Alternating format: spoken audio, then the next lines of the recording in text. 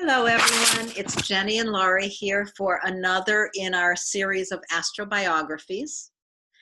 And this is the third in the series. We're hoping to do a lot more because for us, this is one of the funnest things we do is to look at charts of people that we know things about. So what we are encouraging you to do is find a documentary about this person, watch that, learn about the person. It's such a good way to learn astrology is through the lives of people whose charts you can get a hold of. So today we're going to be talking about Jane Goodall. And the documentary that I would recommend is a National Geographic documentary. You can find it right now on Hulu. So if you don't have access to Hulu, I'm sure there's lots of stuff about Jane Goodall on YouTube and probably other documentaries you can find in other places. But this one, this National Geographic one is really, really excellent. So Hulu's not paying me, but maybe they ought to. So do you want to say anything else, Jenny, before we open the chart up? The movie was great. I definitely encourage you to check it out. It's definitely worth it. She's a cool lady. Yeah. It's so fun. When I watch these documentaries with a chart in hand, I get so excited because you can just see the reflection of the life in the chart. It's such a powerful reflection. It's a great way to learn astrology, and it's fun too, and it just allows your mind to have a little more creativity instead of getting, I don't know, sometimes it's easy to get lost when you open up a chart because it's like, oh, there's so much going on. But if you have this chart plus the documentary and maybe a little knowledge about the person, it helps kind of clarify it and distill it a little bit. And it's more fun. Right. Yeah. And if something in the documentary is talking about a particular part of the person's life, I don't know, as an example, if we're talking about her mothering, then we look to the moon in the chart, and the stories just open up in that way as you're watching and working with the chart. It's great. Yeah, it also brings the symbols to life. That's the other thing to think about, or especially like the zodiac signs, like because they have these archetypes associated with them. And you can see these archetypes at work in these people like immediately. Yeah. It's great. Who are we talking about today? We're talking about Jane Goodall. So if you've got her chart there, why don't you open it up? And it's interesting that you brought up the archetypes, because what I want to say right away is I prepared the chart, and I might share my prepared chart later in the video here. But I always, whenever I work with any chart, at the top of the chart, I write down this little sentence with the archetypes, using archetypes, making a sentence using the sun, moon, and rising sign. And for Jane's, I wrote that she is the pioneer, that's the Aries sun, with the heart of the explorer, which is the Sagittarius moon, wearing the mask of the student or philosopher, which is again the Sagittarius ascendant. And how could you get Jane Goodall in a more accurate sentence than that simple? She was such a pioneer in the work she did, and she spent her whole young life as a young girl wanting to go and travel and go to foreign places and work with animals. So it's just so interesting to see how just that little archetypal sentence fits and works so well. Yeah, that's great.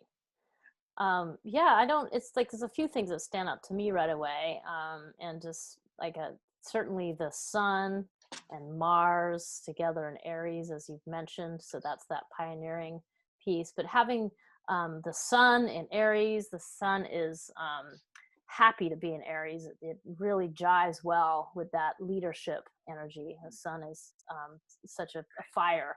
And then you add the Aries in and it's even more. And then it's sitting right next to Mars, which just adds a lot of force to her capability as a leader. And she's still going strong.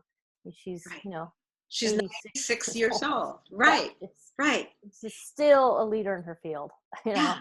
And one of the things that I think about too with that Aries, Sun and Mars there is, well, I have this thing when I see Mars in Aries in any chart, the first thought I always have is they get what they want.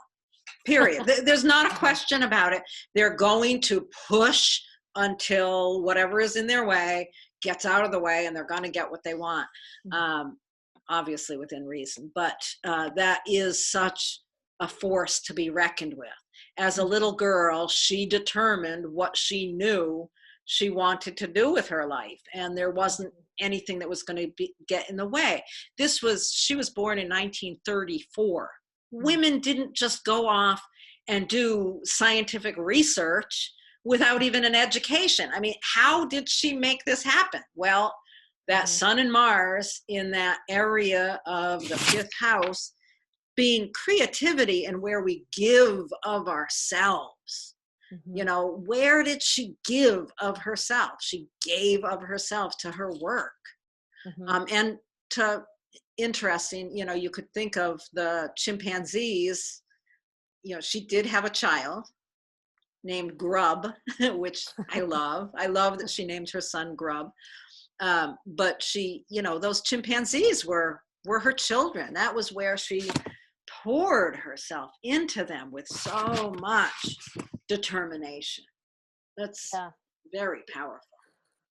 Well, the second piece is, as you've mentioned, the moon in Sagittarius, which is the need to have one's opinion respected. And it has having that right on the ascendant too. So that just brings in fire, fire, fire for her sun, her moon, and her rising sign. So we just think about it just being a fiery personality, a person who really is vibrant and can bring light to a lot of different things. The moon right on the ascendant, that's quite a sensitive position for the moon. It means basically that her heart is on her sleeve in a certain way. I mean, it's just the entry, the doorway to her personality with the ascendant is like a mask and a filter. And that moon right there just brings in some of that vulnerability. There's just some kind of instantaneous access to her deeper emotional being that shows up. So that's also a very forthright position. So she walks into the room, she's bringing all that fire with her right there. I mean, it's not to be missed. And even her carriage, the way she stands, she's still very tall, and her shoulders are very open, like even though she's this older woman. So she really holds herself in this, I don't know, this way that demands you to pay attention. That's awesome. And it's interesting to think about that. And it's something I often wonder about. Yeah, the emotion is right on the sleeve, but it's fire. It's not watery emotion. She actually has very little water in this chart, other than her Mercury in Pisces, which is opposed Neptune, which I think, you know, there's a lot in that. I don't know. I had some thoughts of that earlier that are evading me. Well, I that was actually, you said it before me. That was exactly where my head was going next, because we just talked about all this fire, and then here's this other thing. Mercury in Pisces, as you said, opposed Neptune. That brings in this much more, this broader vision, this view that is based more in kind of watery ways of thinking about the world. So more of an emotional, connected way. And also the other thing is that they are in mutual reception, which means that they are in each other's signs. So Mercury is in Pisces, which is ruled by Neptune, and Neptune's in Virgo, ruled by Mercury. So what this really does is just bring this statement right to the forefront, and it's in the 4th and the 10th house for her. So that's career and home life, and it just brings this imaginative, dreamy piece to the personality that just opens the doors. There's not a whole lot of boundaries happening in her ability to perceive. So and you know what that makes me think of too is in that documentary where, you know, it showed her writing, "I can't believe this is my life. I'm living my dream." And I was actually thinking when I was looking at her chart, I know she was very young when she started this work. But Neptune by solar arc, which is really going into another realm, but just to notice it, she was 24 years old when Neptune came to her midheaven. And I really wonder how, whether that was around the time that her dream kind of came into real view in her career. But yeah, there's something there about, she really was living her dream. Yeah. That's yeah, pretty amazing. Well, the next step, and I know the thing you've been doing, Laurie, in these videos is because we're talking about people where we're looking at their profession in a lot of ways and how they showed up. The natural thing to do is also to look at the midheaven, which in her case is at 4 degrees of Libra in the 11th house. So right away, it's like we're in the 11th house. So we're looking at community and groups.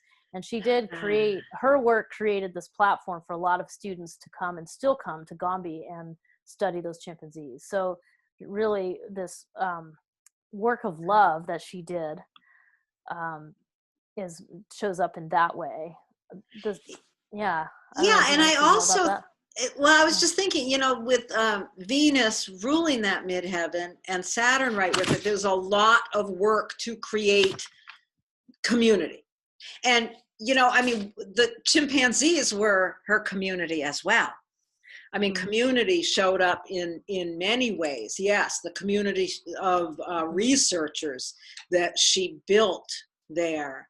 And yet also the community of chimpanzees that she supported and loved. And, that whole, the 5th to 11th house is so powerful in this chart. The giving of love in this pioneering, direct, forceful way, and the receiving of it. And, she really got a lot out of the relationships with those chimpanzees. And it's hard, I think, for particularly younger people now to understand how little understanding we had of animals back, when I was growing up. I mean, animals weren't even considered sentient beings at all. They were just, like a table. I mean, there wasn't any meaning. And I remember at one point in that documentary, her talking about looking into their eyes and really understanding that she was looking at thinking, not humans, but thinking entities as much as humans. Yeah, and you're reminding me that part of the reason why Dr. Louis Leakey picked her to come and do this work is precisely because she didn't have an education, a formal education in it. And the reason he did that is he wanted someone to approach the work with a totally fresh view that didn't have this clinical mind, that wasn't bogged down by, sort of the training that the academic schooling provided. Because it really was, in a sense, an anchor to those people, and it liberated her to be able to go in as more this blank slate and use her intuition and pay attention to empathy, which I feel, and having this empathy for these animals, which I think shows up in the Mercury and Pisces. Like, it just, her mind was, she was open to that. The other thing I want to say that you also brought up too, with the Venus ruling the midheaven, Venus in Aquarius conjunct Saturn, is that Aquarius, I think, is the sign for the humanitarian, but it's also the sign for people who can think beyond just humans and value other life and animal life on a much broader scale. And I think this is something that we really need to open our eyes to. And we haven't come very far in this direction in the Western world in that way. Like, we've got a ways to go to really open our hearts to other forms of life, essentially, on Earth.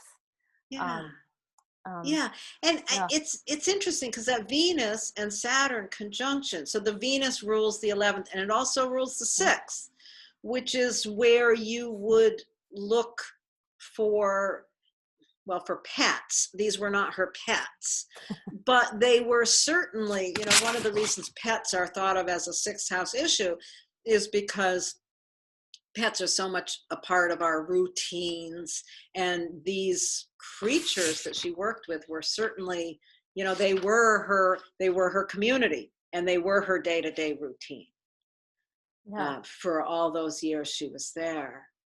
And Venus in balance is about interdependence.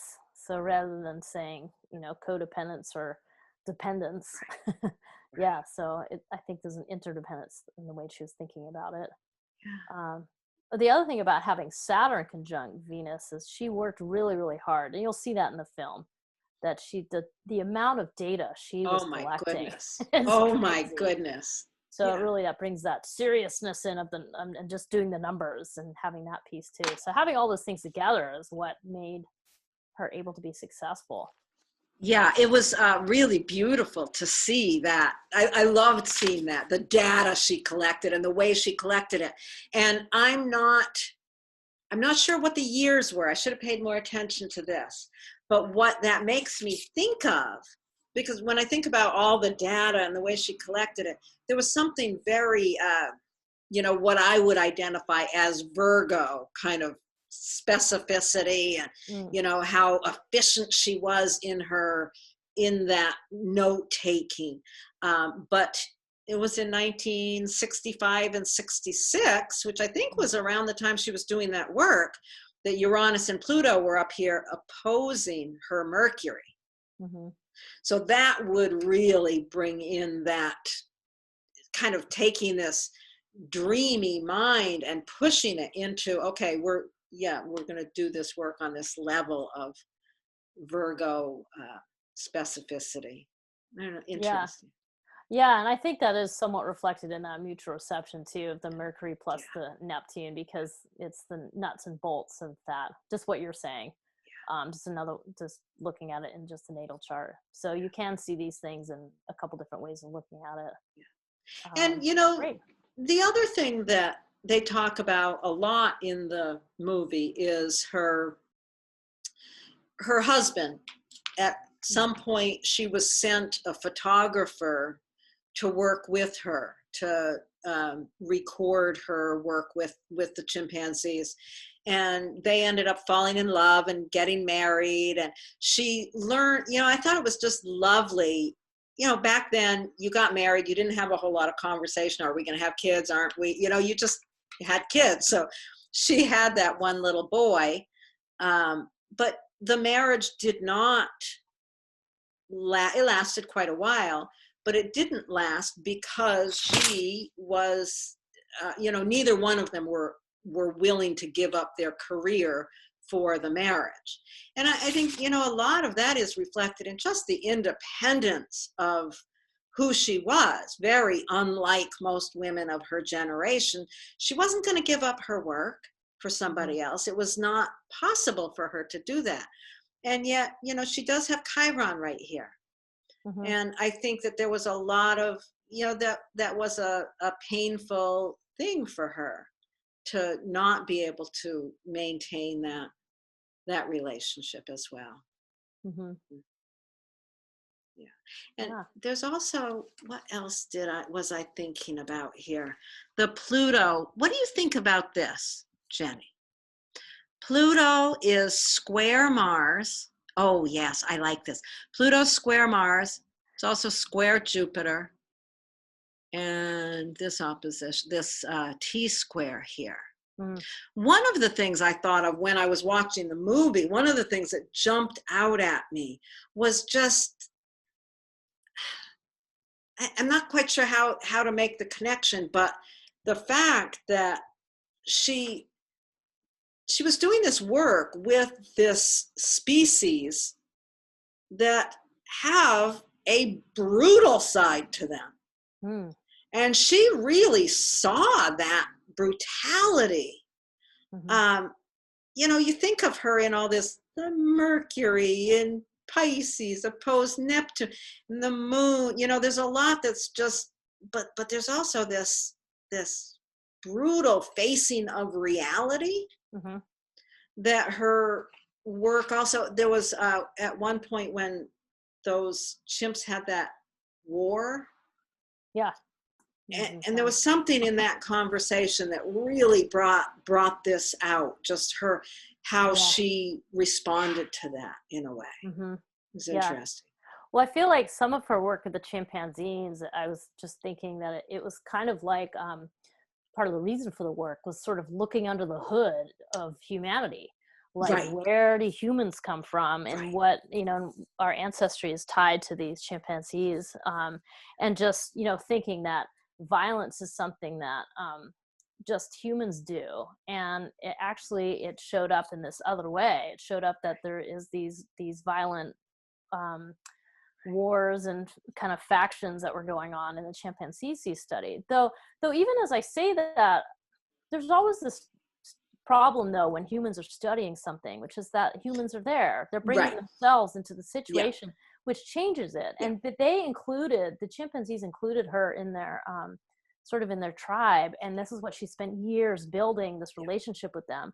So I think it's an interesting thing to note what happened and just have that question mark about, I don't know, just how those things are separated or Yeah. not. Yeah.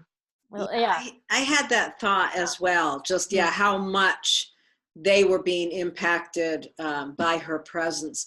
Yeah, and the other thing that I just wanted to know also with that fifth house focus is how much she learned about mothering her own child by watching the mother chimp Mm. with the baby.